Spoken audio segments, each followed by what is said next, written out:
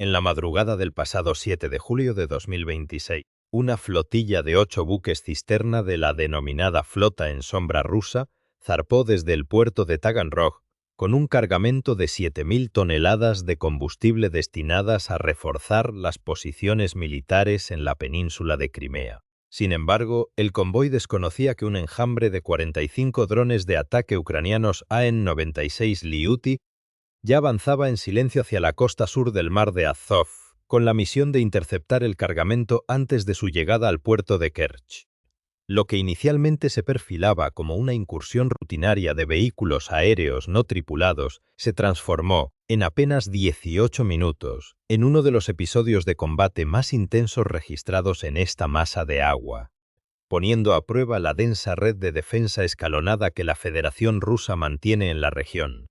El primer gran obstáculo para la incursión ucraniana se activó a unos 64 kilómetros de la ruta del convoy, concretamente en el cabo Chushka, cerca del estrecho de Kerch, donde las fuerzas rusas pusieron en marcha un sistema de guerra electrónica Krasuja 4. En cuestión de 5 segundos, esta estación emitió bandas de interferencia de alta potencia en el espacio aéreo de baja cota del mar de Azov, tomando como objetivo las señales de control, los enlaces de datos y la navegación por satélite del enjambre. Las lecturas de telemetría en las pantallas de los operadores ucranianos reflejaron una caída drástica de la estabilidad de la señal, disminuyendo de unos 50 dBs a niveles inferiores a los 20 dB.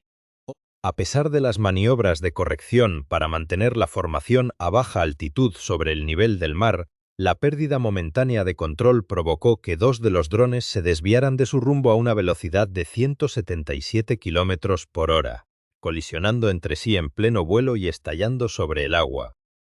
Este umbral de interferencia impuesto por el Krasuja 4 redujo severamente la capacidad de enlace, amenazando con hacer perder la altitud a los dispositivos y provocar su caída prematura al mar. No obstante, el desarrollo tecnológico tras años de confrontación en el espectro electromagnético permitió que los drones AN-96 Lyuty restantes activaran de inmediato sus modos de vuelo autónomo. Al prescindir del control remoto directo, los aparatos pasaron a depender de sus sistemas de navegación inercial como guía principal, empleando el posicionamiento por satélite únicamente de forma secundaria y activando módulos de visión computarizada e inteligencia artificial para corregir la trayectoria mediante la comparación del relieve costero, la superficie marina y el horizonte. Mediante esta transición, el enjambre consiguió sortear el bloqueo electrónico generalizado, reduciendo su cota de vuelo para camuflarse entre el ruido de fondo del oleaje y continuar su aproximación. A pesar de haber superado la barrera de guerra electrónica, la incursión debió enfrentarse al siguiente anillo de seguridad: los sistemas de defensa aérea de largo alcance de la zona del estrecho de Kerch. Un radar 92N6E, perteneciente a una batería XE-400 Triumph, ya había detectado los retornos de radar de la formación a baja altura y, tras recibir los datos de alerta del cabo Chushka, concentró su potencia de exploración en el sector amenazado. Al constatar que se trataba de una incursión masiva de más de 40 objetivos y no de un ataque aislado, el mando ruso integró en la operación a una segunda batería de S-400 ubicada en Feodosia a través del Centro de Mando y Control 30K6E. El despliegue combinado se tradujo en el lanzamiento inicial de 4 misiles 48N6DM desde la posición de Kerch, que interceptaron a 4 drones mediante la detonación de sus ojivas de proximidad, seguidos por otros 4 proyectiles lanzados desde Feodosia que derribaron a 4 aparatos más en una maniobra de pinza aérea, reduciendo la fuerza atacante a 35 unidades. La respuesta ucraniana consistió en dispersar los drones supervivientes en pequeños grupos a ras de la superficie del agua para dificultar la fijación de los radares rusos. Ante esta situación, el mando del S-400 ordenó mantener el fuego cruzado lanzando una segunda salva de 8 misiles. Sin embargo, en esta ocasión la efectividad disminuyó notablemente. Solo 4 de los proyectiles lograron hacer blanco en los drones, mientras que los 4 restantes se desviaron hacia trazas falsas y reflejos del mar antes de autodestruirse. al detectar que las dos baterías rusas presentaban dificultades de discriminación en la zona de solapamiento de sus radares y sistemas de interferencia. Los operadores ucranianos ordenaron a los 31 drones restantes acelerar a unos 210 km por hora e introducirse precisamente en ese vacío técnico, donde las tripulaciones rusas dudaron al no disponer de una solución de tiro clara, permitiendo que el grueso del enjambre rebasara la zona de interceptación de largo alcance. El último anillo defensivo terrestre estaba compuesto por 4 sistemas de corto alcance, Pansir S-1, desplegados en la línea costera para proteger los accesos a Kerch. Al detectar al enjambre aún agrupado tras salir de la zona de solapamiento de los S-400, las baterías Pansir efectuaron un lanzamiento simultáneo de 16 misiles 57 SIC a una distancia de 24 kilómetros. Esta descarga masiva sorprendió a la formación en una configuración vulnerable, destruyendo 16 drones en pocos segundos. Con solo 15 aparatos operativos, el mando ucraniano ordenó una dispersión táctica a lo largo de casi 5 kilómetros de frente marítimo y un descenso extremo. Esto obligó a los operadores rusos a pasar al uso de sus cañones automáticos gemelos 2A38M de 30 milímetros, cuya densa barrera de fuego logró derribar 4 drones adicionales para romper el bloqueo de los Pansir S-1. Ucrania sacrificó 8 de los 11 drones restantes, ordenándoles ganar altura y amplificar sus señales para simular ser el vector de ataque principal. Mientras las tripulaciones de las 4 baterías rusas concentraban toda su potencia de fuego en destruir este grupo señuelo, los últimos 3 drones Liuti realizaron una aproximación a ras de las olas por el flanco bajo, cambiando de rumbo bruscamente para embestir directamente las posiciones de los Pansir S-1. Las explosiones subsiguientes inutilizaron los radares y las piezas de artillería de los 4 emplazamientos costeros, eliminando la cobertura aérea de corto alcance en ese sector y dejando la ruta hacia el convoy de la flota en sombra prácticamente desprotegida. Este acontecimiento posee una relevancia geopolítica y militar considerable para la seguridad europea y el equilibrio en el flanco oriental de la OTAN. El mar de Azov, considerado durante largo tiempo por Moscú como un entorno marítimo interior seguro y controlado, ha demostrado ser vulnerable a las tácticas de enjambres de drones de bajo coste equipados con guiado autónomo e inteligencia artificial. Para España y sus socios de la Unión Europea, este ataque evidencia cómo las cadenas de suministro logístico y la navegación comercializada de las flotas en sombra, utilizadas para evadir sanciones internacionales, se han convertido en objetivos militares directos dentro de la arquitectura de la guerra moderna. Asimismo, la acción subraya la necesidad de revisar la eficacia de los sistemas de defensa aérea tradicionales frente a plataformas saturantes, un factor clave para la doctrina de defensa colectiva y la estabilidad energética y económica en la región del Mar Negro. La cronología exacta de los hechos permite reconstruir la secuencia del enfrentamiento con precisión milimétrica, comenzando a las 3:20 horas de la madrugada, cuando los 8 buques cisterna iniciaron su navegación desde las instalaciones portuarias de Taganrog. Los informes disponibles indican que el movimiento inicial del convoy se ejecutó bajo estrictas medidas de discreción operativa, con el objetivo de cruzar el mar de Azov antes del amanecer.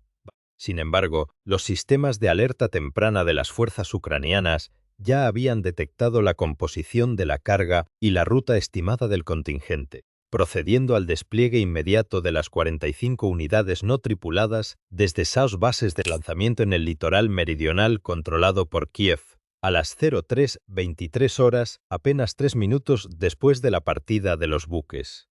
Las estaciones de interceptación rusas detectaron las primeras anomalías en el espacio aéreo, lo que motivó la activación de la estación de guerra electrónica Krasuja 4 en el cabo Chushka. Las lecturas técnicas revelan que el despliegue de las contramedidas electromagnéticas rusas tardó solo 5 segundos en surtir efecto, inundando las frecuencias de guía de los drones ucranianos. Entre las 03:24 y las 03:25 horas se registró la pérdida de control y la posterior colisión en el aire de los 2 primeros aparatos AN-96 Liuti, cuyos restos cayeron al agua a una velocidad estimada de 177 km por hora,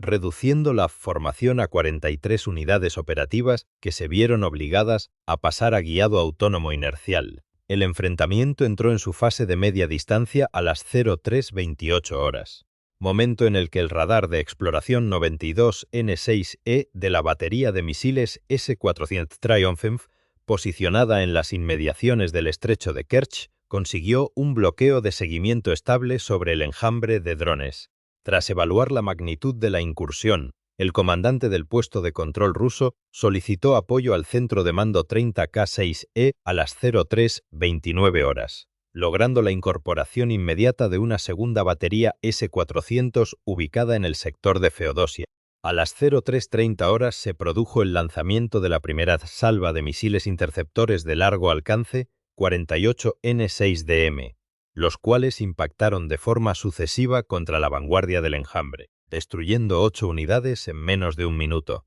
entre las 03:31 y las 03:33 horas. La situación operativa varió sustancialmente cuando los operadores ucranianos ordenaron una maniobra de dispersión masiva a baja cota para aprovechar las limitaciones físicas de los radares rusos ante el oleaje. Una segunda salva de 8 misiles rusos, lanzada a las 03:32 horas, mostró una eficacia sensiblemente menor, destruyendo únicamente 4 dispositivos debido a la saturación de los sistemas de filtrado de señal en las consolas defensivas. A las 03:34 horas, el enjambre de drones remanente, compuesto por 31 unidades, se introdujo de manera deliberada en la zona de solapamiento técnico y confusión radioeléctrica existente entre los sectores de exploración de Kerch y Feodosia, impidiendo que el mando ruso pudiera unificar los datos de tiro y provocando una parálisis temporal en el lanzamiento de una tercera oleada de misiles. A las 03:35 horas, la formación ucraniana rebasó por completo la línea de defensa de largo alcance de los S-400 y se aproximó a la línea de costa, donde se activó el dispositivo de cobertura de punto de las fuerzas rusas. Los 4 sistemas combinados Pansir S-1 desplegados en el litoral abrieron fuego a las 03:36 horas mediante el lanzamiento masivo de 16 misiles guiados de corto alcance 57E6E, logrando desarticular la cohesión del enjambre al destruir 16 drones Liuti en una secuencia rápida de detonaciones por proximidad. A las 03:37 horas, ante el descenso extremo de los 15 aparatos ucranianos supervivientes, las tripulaciones de los Pansir S-1 transicionaron al uso de sus cañones automáticos de 30 milímetros, empleando una cadencia conjunta de fuego que neutralizó a 4 drones más sobre la superficie marina. El punto de inflexión en la defensa costera ocurrió a las 03:38 horas, cuando los mandos ucranianos ejecutaron una maniobra de distracción táctica. Ordenaron a 8 de sus drones ascender de forma abrupta y potenciar sus firmas de radar para actuar como señuelos evidentes. Las pantallas rusas registraron este incremento de cota y las tripulaciones concentraron de inmediato toda su artillería y sistemas de guiado en este grupo superior. Esta focalización facilitó que a las 03:39 horas los últimos 3 drones del enjambre avanzaran ocultos a ras de las olas por el flanco inferior, impactando directamente contra las posiciones de los Pansir S-1 ubicados en la playa. Las detonaciones destruyeron de forma simultánea los radares de exploración y las piezas de artillería de las 4 instalaciones rusas, abriendo una brecha definitiva en la cobertura terrestre. Inmediatamente después de la neutralización de las baterías costeras, a las 03:40 horas, el mando naval ruso ordenó la intervención de una patrullera de la clase Svetliak, que realizaba labores de vigilancia en las proximidades del convoy logístico. El buque de guerra se posicionó de forma transversal frente a la línea de avance de los drones ucranianos, asumiendo la función de último escudo defensivo para los 8 barcos cisterna de la flota en sombra. Los informes confirman que la patrullera disponía de una dotación completa de armamento antiaéreo moderno y procedió a organizar sus sectores de tiro de manera inmediata, con el objetivo de proteger la carga de carburante que ya se encontraba a escasos kilómetros del canal de acceso al puerto de destino. A las 03:41 horas, el personal de cubierta de la patrullera Svetliak efectuó el lanzamiento simultáneo de 4 misiles antiaéreos portátiles Igla-16. 2 de estos proyectiles lograron destruir a los 2 drones ucranianos que volaban a mayor altitud, los cuales mantenían sus señales amplificadas desde la fase anterior del combate. Sin embargo, los otros 2 misiles se desviaron debido a las interferencias provocadas por el reflejo térmico de la superficie del agua y las emisiones del motor de la propia patrullera. A las 03:42 horas, el buque empleó su pieza de artillería principal, el cañón naval AK-176M de 76,2 milímetros, disparando un total aproximado de 180 proyectiles con espoleta de proximidad radioeléctrica durante un intervalo de 2 minutos. Aunque la agilidad y los cambios constantes de rumbo de los drones impidieron registrar impactos directos. Y finalmente, a las 04:15 horas, el sistema de armas de proximidad AK-630M de 30 milímetros de la patrullera entró en acción, descargando ráfagas continuas a una distancia inferior a los 5 kilómetros. Esta cortina de fuego destruyó a 2 de los 3 drones que realizaban la aproximación baja, mientras que el fuego complementario de una ametralladora pesada KPB de 14,5 milímetros abatió al tercer dispositivo a menos de 500 metros del casco del buque. No obstante, la concentración de toda la potencia de fuego de la patrullera en los objetivos superficiales impidió reaccionar a tiempo contra los 2 últimos drones del enjambre, los cuales habían ascendido previamente a 450 metros de altura para iniciar un picado vertical directo a 240 km por hora, evadiendo los ángulos de tiro de la nave y dirigiéndose directamente hacia la cubierta de los buques cisterna. A las 03:45 horas de la madrugada, los 2 últimos drones de ataque AN-96 Liuti completaron su aproximación e introdujeron la fase final del ataque sobre el convoy de la flota en sombra que navegaba en formación extendida. En las cubiertas de los barcos cisterna principales, las tripulaciones rusas intentaron establecer un dispositivo defensivo terminal de emergencia empleando ametralladoras pesadas Cord de 12,7 milímetros recién instaladas, las cuales abrieron fuego a una cadencia de 600 disparos por minuto. De forma simultánea, varios operarios activaron sistemas de interferencia electromagnética Stupper con el objetivo de saturar las frecuencias de control y los enlaces de posicionamiento por satélite de los dispositivos entrantes. Sin embargo, estas contramedidas no lograron desviar la trayectoria debido a que los drones ya operaban bajo algoritmos de guiado autónomo final y visión computarizada inercial, lo que hacía ineficaz el bloqueo radioeléctrico a corta distancia. El primer dron impactó de manera directa contra la sección de popa del buque cisterna líder, perforando la delgada plancha de acero de la cubierta exterior antes de que su carga explosiva de aproximadamente 68 kilogramos detonara en el interior del compartimento de almacenamiento. Y la onda de choque, inicial e incrementada por la presión del espacio confinado, desgarró los tanques y proyectó una masa de vapores de combustible hacia el exterior, originando un incendio inmediato de grandes proporciones con temperaturas superiores a los 1000 grados Celsius en el epicentro. Apenas 4 segundos después, el segundo artefacto colisionó contra el costado de estribor del mismo buque, afectando el sistema de bombeo y las canalizaciones principales de interconexión de crudo,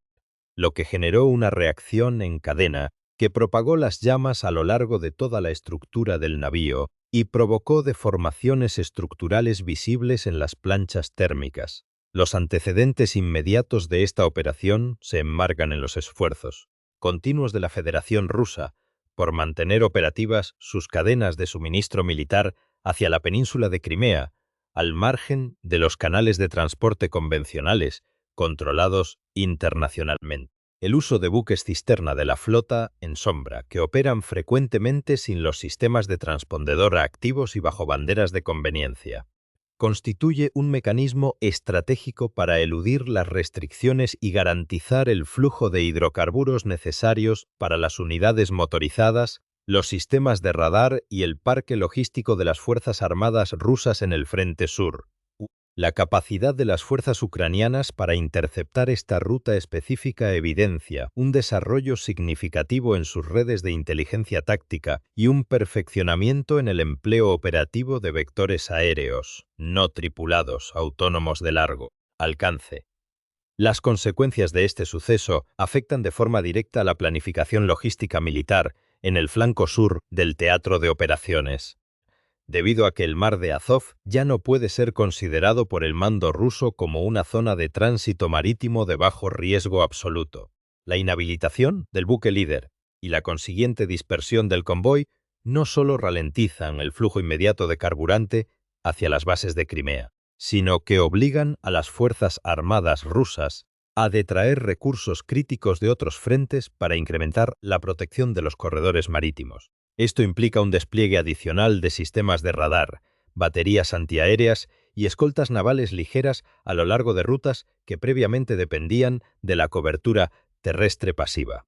generando una dispersión de activos defensivos en un momento de alta presión operativa en el marco internacional. El éxito de la incursión pone de relieve una transformación en la doctrina de la guerra naval contemporánea, que genera gran interés entre los analistas de la Unión Europea y la OTAN. La demostración de que un enjambre de drones de coste comparativamente bajo puede saturar y perforar una defensa escalonada compuesta por sistemas avanzados como el S-400. Baterías Pansir S-1 y patrulleras con artillería de proximidad plantea serias dudas sobre la invulnerabilidad de las infraestructuras críticas flotantes para España y sus socios europeos. Este escenario resalta la urgencia de actualizar los protocolos de seguridad marítima y desarrollar nuevas tácticas de respuesta ante amenazas asimétricas y saturantes que comprometan el tráfico comercial o el abastecimiento logístico en entornos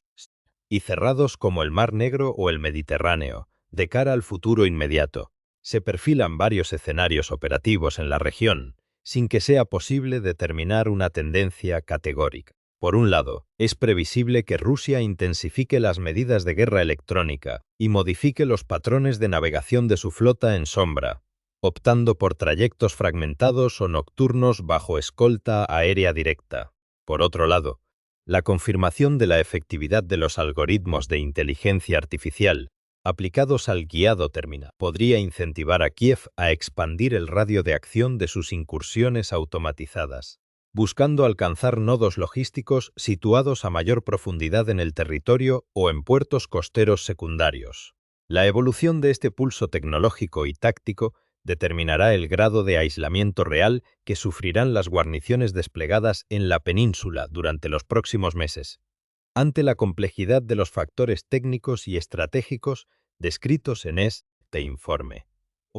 se abre un debate fundamental sobre las prioridades en el diseño de las doctrinas de defensa actuales. ¿Qué factor consideran que ha tenido un mayor peso específico en el desenlace de esta operación militar? La flexibilidad táctica del enjambre de drones al aprovechar las zonas de solapamiento de los radares rusos, o la vulnerabilidad inherente de las rutas logísticas de la flota en sombra frente a sistemas de guía autónomos con inteligencia artificial.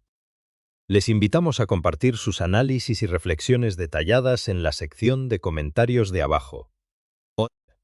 Si consideran de utilidad este análisis factual y periodístico sobre la actualidad internacional, les agradecemos que se suscriban al canal y apoyen el contenido para seguir los próximos informes geopolíticos. Cerramos aquí esta emisión.